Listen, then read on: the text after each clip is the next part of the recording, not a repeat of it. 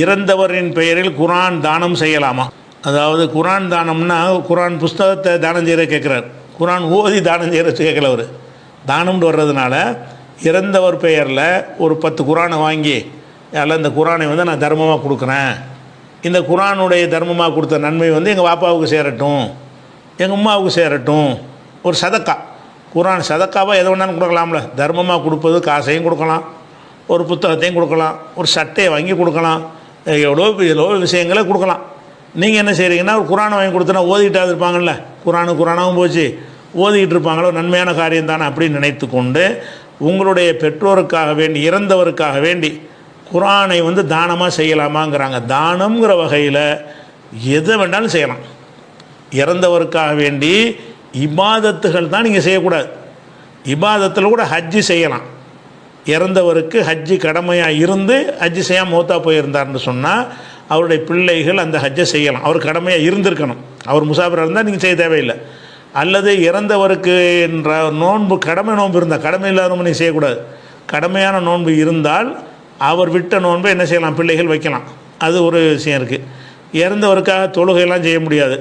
இறந்தவருக்காக சுப்ஹானல்லாஹ் அல்ஹம்துலில்லாஹ் குர்ஆன் ஓதுறது இதெல்லாம் செய்ய முடியாது. அதாவது நோன்புக்கு இருக்கிறது, ஹஜ்ஜுக்கு இருக்கிறது, இந்த ரெண்டும் செய்யலாம். அடுத்ததாக என்னென்னு கேட்டால் தர்மம் செய்யலாம். பொருளாதாரத்தை கொண்டு எந்த ஒரு காரியத்தை வேணாலும் பெற்றோருக்கு இறந்தவர்களுக்கு என்று நீங்கள் செய்யலாம். தர்மங்கள் மூலமாக மக்களுக்கு உதவி கிடைக்கிறதுனால அல்லாஹ் என்ன செய்யறான், அதை மட்டும் அலோவ் பண்ணுறான். அவர் செய்யாட்டால் நீ செஞ்சாலும் அவர் செஞ்ச மாதிரி அப்படிங்கிறான். அதுக்கு ஆதாரம் என்னென்னு கேட்டால் புகாரில் 1388வது ஹதீஸில் இருக்கிறது. இன்னும் உம்மி உஃப்திதலத் நப்சுஹா வலுன்ஹா லவுத்த கல்லமத்து தசத்தகத்.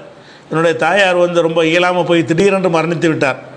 அவர் பேசியிருப்பாரே, ஆனால் ஏதோ தர்மம் செய்கிறத பற்றி ஏதோ பேச நினச்சாங்க, பேசாமல் மூத்தா போயிட்டாங்க. இப்போ ஹல்லா அஜிருன் இந்த சத்தக் தொன்ஹா, அவள் சார்பில் வந்து நான் தர்மம் செஞ்சால் அவருக்கு கூலி கிடைக்குமா என்று ஒருத்தர் கேட்குறாரு. அப்போ ரசூலுல்லாஹ் சொல்கிறாங்க, நாம் கிடைக்கும். அம்மா உடம்பு சரியில்லாமல் இருந்தாங்க, ஏதோ சொல்ல நினச்சாங்க, அது என்னென்னு விளங்குறதுக்குள்ளே மூத்தா போயிட்டாங்க. அநேகமாக தர்மம் செய்கிறது தான் அவங்க நாடி இருப்பாங்கன்னு நான் நினைக்கிறேங்கிறார். கேட்டுட்டு அவர் என்ன கேட்குறாருன்னா, நான் இப்போ அவர் சார்பாக நான் தர்மம் செஞ்சால் அந்த கூலி அவருக்கு கிடைக்குமா? இப்போ ஹல்லா அஜ்ருன் இந்த சத்தக் தொன்ஹா, அவர் சார்பாக நான் தர்மம் செஞ்சால் அவருக்கு கூலி கிடைக்குமான்ற உடனே கால ரசூலுல்லாஹ் சொன்னாங்க, நாம் கிடைக்கும். இது 1388 புகாரில். இதே விஷயம் வந்து புகாரில் 2756 ஹதீஸில் வருகிறது. ஒரு மனிதர் யாருன்னா சாத் இப்னு உபாதா அவங்கள பற்றி வருகிறது. யார சொல்லலாம், இன்னும் உம்மி துஃபியத்து, என்னுடைய தாயார் இறந்து விட்டார். ஆனால் காயிபுன் அன்ஹா, நான் வெளியூருக்கு போயிருக்கும்போது என் தாயார் இறந்துட்டார். என்போகா செய்யும் இந்த சத்தக்து பிஹி அன்ஹா, அவர் சார்பாக நான் சதக்கா செஞ்சால் தர்மம் செஞ்சால் அது அவருக்கு போய் சேருமா அப்படின்ற ரசூலுல்லாஹ்ட்ட கேட்டேன். அப்போ கால நாம் சேரும்ன்ற ரசூலுல்லாஹ் சொன்னாங்க. அப்போ அவர் சொன்னார், இப்போ இன்னி உஷிஹிதுக்க அன்ன ஹாயித்தல் மிஹ்ராப் சதகத்து நிலைஹா, இந்த மிஹ்ராப் என்ற என்னுடைய இந்த தோட்டம் இருக்குதுல்ல, இது அவர் சார்பாக நான் சதக்காவை கொடுக்குறேன், நீங்கள் இதை சாட்சி, இதை தர்மம் செஞ்சிட்டேன் அப்படின்னு ஒரு தோட்டத்தை என்ன பண்ணுறாரு, தர்மம் செய்கிறார். எதுக்காக செய்கிறாரு, இந்த தர்மத்தினுடைய கூலி எங்கள் அம்மாவுக்கு கிடைக்கட்டும். இந்த தோட்டத்தில் வந்து மக்கள் பயன்பட்டு இருப்பாங்க, பழங்களை சாப்பிடுவாங்க, அந்த மாதிரி ஒரு சதகத்துன் ஜாரியா மாதிரி அவர் செய்கிறார். அந்த அந்த அந்த தோட்டத்தை நான் சதக்காவை ஆக்கிட்டு போயிடுறேன், அவர் சார்பாக அவருக்கு நன்மை கிடைக்குமான்னு கேட்குறாங்க. கிடைக்குங்கிறாங்க. தர்ம விஷயத்தில் மட்டும் நீங்கள் பெற்றோருக்காக உங்களுடைய வாரிசுகளுக்காக நீங்கள் செய்யலாம். அதே மாதிரி வந்து முஸ்லீமில் ஒரு ஹதீஸ் வருது, அபி மாத்த, ஒரு மனிதர் ரசூலுல்லாஹ்ட்ட வந்து கேட்குறார், அபி மாத்த, என் தந்தை இறந்து விட்டார், ஒரு தரக்க மாலன், கொஞ்சம் செல்வத்தையும் விட்டுட்டு போயிட்டார், உலம் யூசி, எந்த ஒரு வசியத்தும் செய்யலை, கொஞ்சம் காசு பணத்தெல்லாம் விட்டுட்டு போயிருக்கிறாரு, வசியத்து செய்யலை.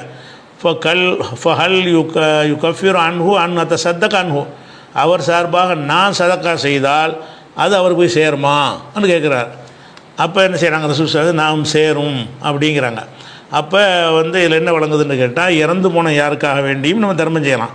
அந்த தர்மம் நிலையான தர்மமாகவும் இருக்கலாம், சும்மா ஒருவேளை சோத்தை போடுற தர்மமாகவும் இருக்கலாம், அல்லது ஒரு தோட்டத்தை எழுதி வச்சு, ஒரு விவசாய நிலத்தை எழுதி வச்சு அதுலேருந்து வரக்கூடிய நெல்லை வச்சு காலமெல்லாம் சாப்பிடுவாங்கள்ல மக்கள்லாம், அப்படி செஞ்சுட்டு போனால் சத்திர மாதிரி கட்டு போனான்னு வைங்க, அந்த மாதிரி நன்மையும் கூட உங்களுக்கு கிடைக்கும். தர்மம் செய்தல் என்பது 2 வகையான தர்மம் இருக்குது. உடனே தேவைக்காக நீங்கள் கொடுக்குற ஒரு தர்மம். ஒரு கிணறு வெட்டி விட்றீங்க, எங்கள் அம்மாவுக்காக இந்த கிணறை வெட்டுகிறேன்னுங்கிறீங்க, அந்த கிணறுங்கிறது என்னது, கொஞ்சம் காலத்துக்கு இருக்க போகிறது, அந்த நிமிஷமே முடிய போகிறதில்ல. இப்போ 1 வருஷமோ 10 வருஷமோ 5 வருஷமோ அந்த கிணறு இருக்கும். அதில் நிறைய மக்கள் அதில் தண்ணி எடுத்துக்கிட்டே இருப்பாங்க. எடுத்துகிட்டு இருக்கிற காலமெல்லாம் அதுக்கு நன்மை கிடைச்சிட்டு இருக்கும். அந்த நன்மை யாருக்கு கிடைக்கும் என்றால், அம்மாவுக்கும் அந்த கிணத்தை ஆக்கிட்டான் அம்மாவுக்கு கிடைச்சிக்கிட்டு இருக்கும். அதுக்கு என்ன ஆதாரம்னு கேட்டால், அல்லாவுடைய தூதரை, இன்னும் உம்மி மாத்தத், என் தாய் இறந்து விட்டார், அத்த சத்தகான்ஹா, அவர் சார்பாக நான் ஏதாவது சதக்கா செய்யட்டுமான்னு கேட்குறாங்க. அப்போ ரசூலுல்லாஹ் சொல்கிறாங்க நாம்ங்கிறாங்க. அப்போ நான் கேட்டால் ஐயோ சதக்கத்தை அஃதலு, எந்த தர்மம் சிறந்தது, தர்மம் செய்ய சொல்லிட்டீங்க, என்ன மாதிரி தர்மம் செஞ்சால் நல்லது என்று நான் கேட்டேன். அப்போ ரசூலுல்லாஹ் சொன்னாங்க சகியுல்மா, தண்ணி கொடுக்குற வேலையை செய், தண்ணி கிடைக்கிறதுக்குள்ள வேலையை செய், தண்ணீர் புகட்டுதல். அப்போ என்ன செய்கிறாருன்னா, ஒரு குளங்குட்டை வெட்டிட்டு போகிறது, ஒரு கிணறு தொண்டு போகிறது, அதில் மக்கள்லாம் தண்ணி குடிச்சிட்டு இருப்பாங்க. நிலையான தர்மம் மாதிரி உள்ளதை செய்கிறார் அவர். இப்படி கூட செய்யலாம்ங்கிறாங்க. அப்போ உங்களுடைய இறந்து போனவர்களுக்காக வேண்டி தான தர்மங்கள், பள்ளிவாசலுக்கு கூட செய்யலாம். என் தகப்பனது எல்லாம் அந்த பள்ளிவாசலுக்கு நான் இவ்வளோ ரூபா கொடுக்குறேன், அல்லது நான் ஒரு பள்ளிவாசலே கட்டுகிறேன், இதிலேருந்து வரக்கூடிய நன்மைகள் எல்லாமே, தொழக்கூடிய ஒரு நன்மையெல்லாம் கிடைக்கும்ல, இது எல்லாமே எங்கள் பாப்பாவுக்கு கிடைக்கட்டும், எங்கள் அம்மாவுக்கு கிடைக்கட்டும் அப்படின்னு சொல்லி நீங்கள் செஞ்சீங்கன்னு சொன்னால் அவருக்கு கிடைக்கும். தர்மத்துக்கு மட்டும்தான், வணக்க வழிபாடுகளில் நோன்பு ஹஜ்ஜை தவிர பாக்கி எதுக்கும் கிடையாது. தர்மங்களை பொறுத்த வரைக்கும் எந்த தர்மம் வேணாலும் என்ன செய்யலாம், உங்களுடைய உறவினர்களுக்காக, வாரிசுகளுக்காக செய்யலாம் என்பதை விளங்கிக்கிறோம். அது மாதிரி குரான் வாங்கி கொடுக்க அப்படி தான், சட்டை வாங்கி கொடுக்குறது, ஒரு 10 பேர் ட்ரெஸ் வாங்கி கொடுக்குற மாதிரி 10 பேர் குரானை வாங்கி கொடுக்குறீங்க. அது குரான் ஒரு பொருள் தானே, காசு கொடுத்து வாங்குற ஒரு பொருளாக தானே இன்றைக்கி இருக்கிறது. அந்த மாதிரி இந்த குரான் தானம் செஞ்சாலும் கூடும் தான்.